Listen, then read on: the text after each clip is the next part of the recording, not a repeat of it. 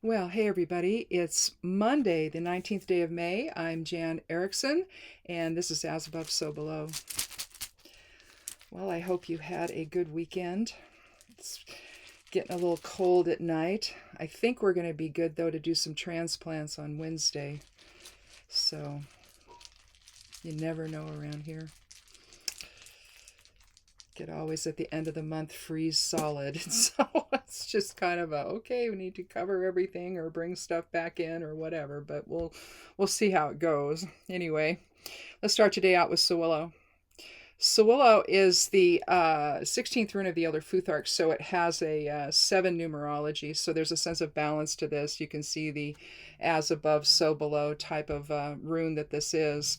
Sewillow is the rune of the sun, so it's the rune of the will, and it can be healing and well-being and self-confidence, higher self, illumination, energy.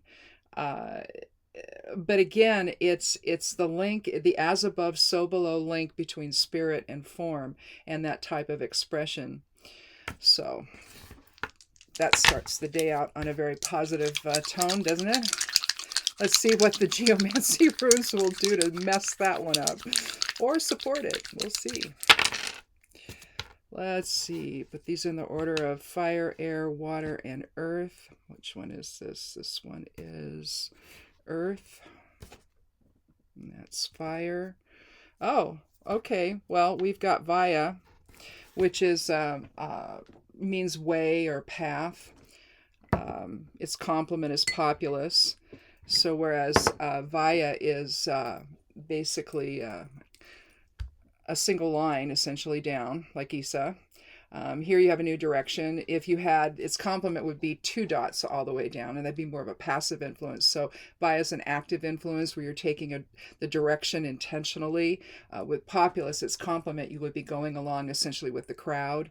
And so coupled with Sewillow, though, I have to think that we're looking at something that's will driven today, or something that takes self-confidence, or that you have the self-confidence to accomplish.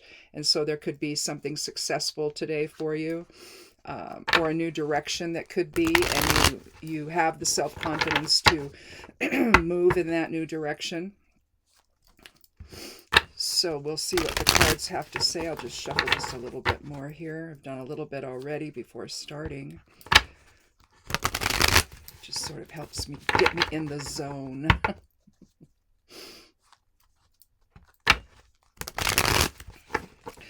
Okay, so let's cut the deck. And I'll take the lower half.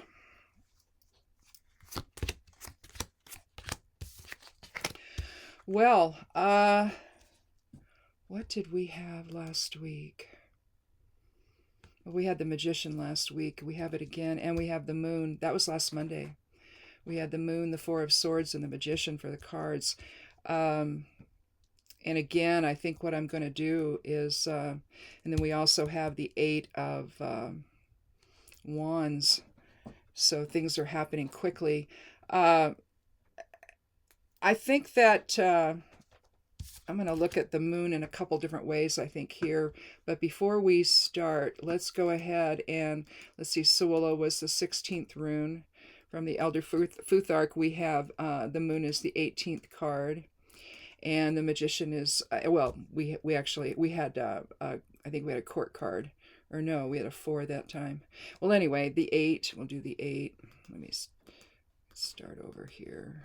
16, 18. Plus 8 plus 1 is 43, and so 43 reduces to 7. And so again, just like Sewillow reduces to 7 in terms of its numerology, essentially we're looking at maybe a rebalancing here, kind of figuring things out, and understanding things from a higher perspective, obviously, that either you're doing about a new path that's opening, or results in a new path opening. Maybe you've decided that the Moon here today represents maybe some deception, and you need a rebalancing of sorts. The Moon is an interesting card. It clearly is one of balance, because you see the 2 towers here. You see the path that goes up into the mountains here, so it's splitting both sides of the scene. You have rebirth with the crayfish coming up out of the water because it sheds its skin. And in a sense, it kind of looks like it's going to come up and take a new path, doesn't it? You also have the dog and the wolf here, which would be the shadow side of self, and or the receptive side of self maybe, versus a proactive side. Which again, with Sewillow, you're talking about the will, and you're talking about self-confidence, and having that ability to assert yourself in a new direction, essentially, and to take a new path. And so, in a very real sense, the moon really represents, I think, Vaya here in this as well. It really aligns really well. But it deals basically with your dreams and your emotions, and awakening and intuition, but it also has illusion as part of it. And so sometimes the moon is all about deception and figuring that out, and figuring out how things settle out there. With the 18th card, you're looking at a 9 numerology. 1 and 8 is 9, and so endings and completion, also spirituality and generosity with the 9. But something has come to an end. Maybe there was some deception about something going on in your life, and you've made a decision, you know what, I'm done, and I need to go in a different direction here, with Vaya. And it's going to take an exercise of will to do that, because it especially if you're making a significant change in your life, that can be tough to do. I mean, you might be motivated to do it, but then there's the past that sort of wants to keep you there, instead of allowing you to move on. And so, but the idea is that you're awakening to the idea of a change that needs to happen, or a new direction that needs to happen. And again, there may be something deception oriented that is the catalyst for something like that today. You would come to the 8 of Wands here. Here it looks like 8 staffs are being thrown into the scene, doesn't it? You see way over here in the distance a small castle or a home on the hill there. You see a winding river between where the wands are being, or the staffs are being thrown into the scene. It's on this side of the river from the home. And so a lot is happening. 8 is about material recognition and approval. So this change could be job related, or this new direction could be job related. On the other hand, it could be something where you need the inner strength to make these movements that you need to make. And things need to happen quickly, or things are happening quickly. One of the two here.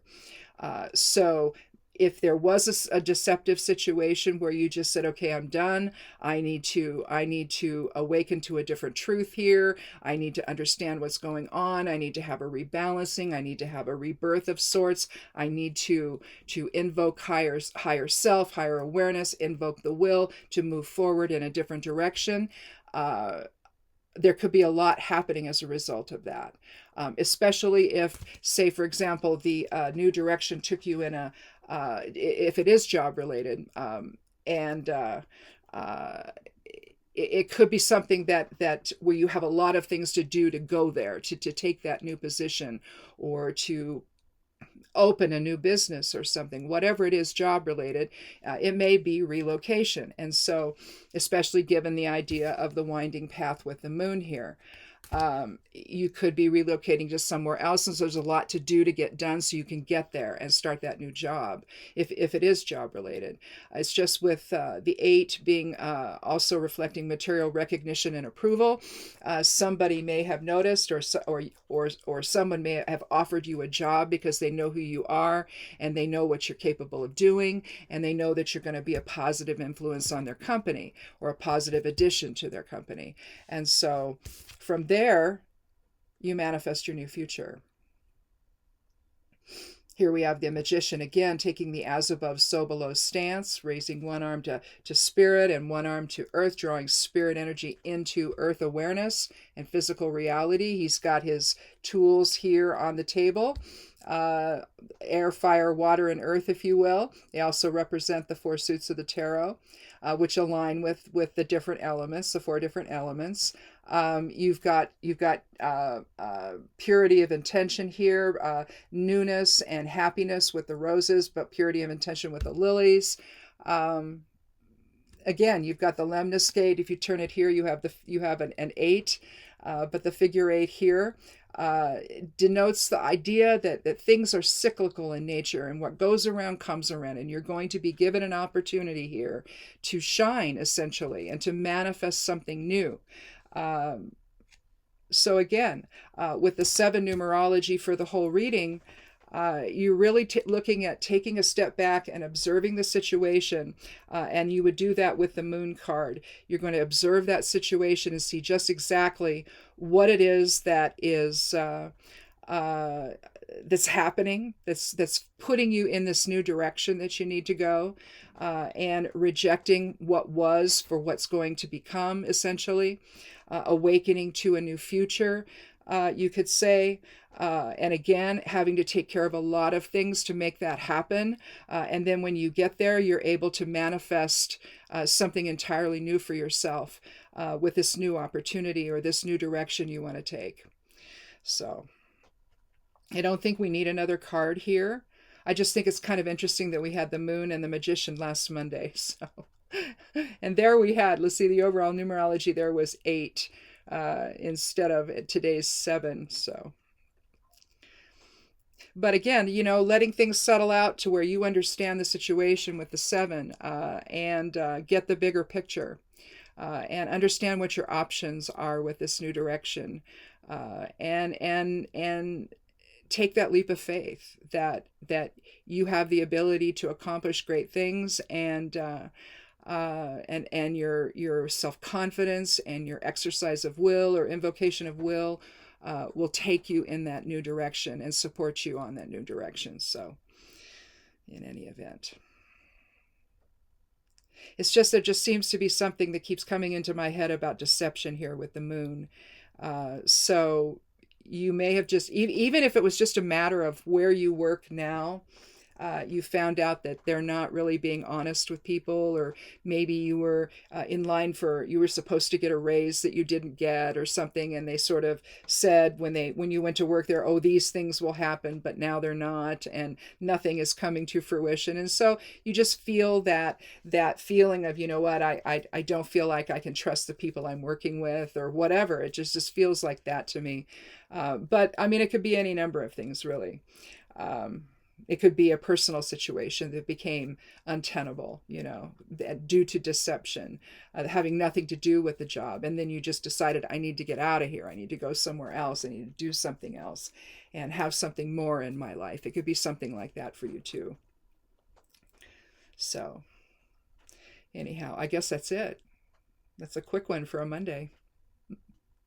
Anyhow, thanks for watching, and check out the blog. Everything's up there. It went up yesterday on the blog. The forecast and the correspondences for Work and Magic are up on the blog over at Stepping Aside. The web address there is imsteppingaside.com. If you forget, click on more below the video here, and a window will open, and the web address is there, and you can scroll through that, and it's everywhere I'm at on the dreaded social media platforms. It's down at the bottom. So anyway, check that out, and come back again on Thursday for another edition of As Above, So Below. Be good to yourself, be good to one another, and blessed be.